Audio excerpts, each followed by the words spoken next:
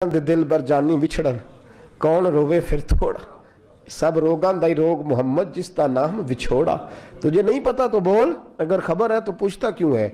मेरे दोस्तों, कमाल देखो, मदीने में आज भी मुस्तफ़ा को सलाम करो तो साथ ही सिद्दीक़ अकबर लेटे हुए, साथ ही लेटे हुए मदीने में। अबू बकर सिद्दीक़ रोज रात को जाके उसके घर का काम काज करके आते।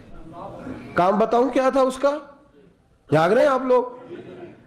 उस जमाने में ना लोग बाथरूम घर में बना लेते थे, शायद पुराने लोगों ने देखे हो, वो उसके अंदर ही पेशाब पखाना रहता था। वो आते थे मुलाजम तो वो उठा के बाहर फेंका करते थे। वो बीबी घर के अंदर पेशाब करती, नाबीना है, वारस कोई नहीं। तब अबू बकर सिद्दीक आते, अमीर आदमी, अमीर आदमी, और उसका वो पखाना पेशाब उठा के बाहर फेंक के आते।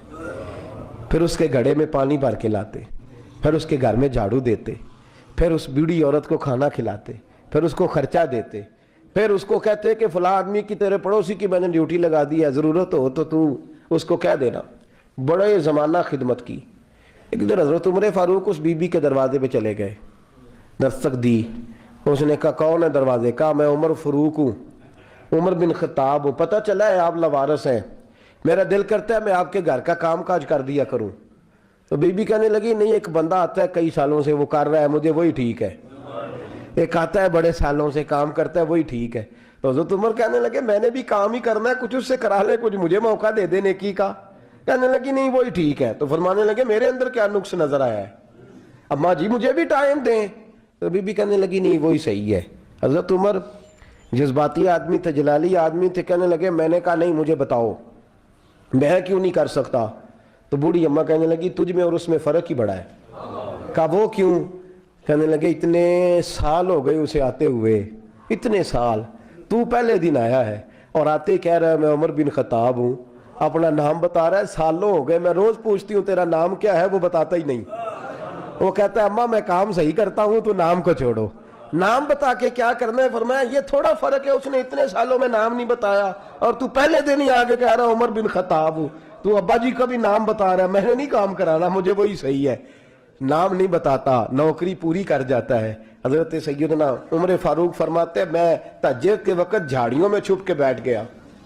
कहते मस्जिद नबी से वो शख्स निकला, चेहरे पे नकाब, पैरों से नंगा, और मैंने उस शख्स को खरामा खरामा उस बूढ़ी औरत के घर के करीब जाते देखा।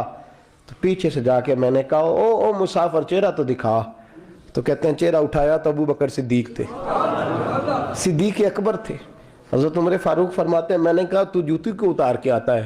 तो कहने लगे जूती से जब चलता हूँ तो पैरों में आवाज़ पैदा होती है, जूते की वजह से।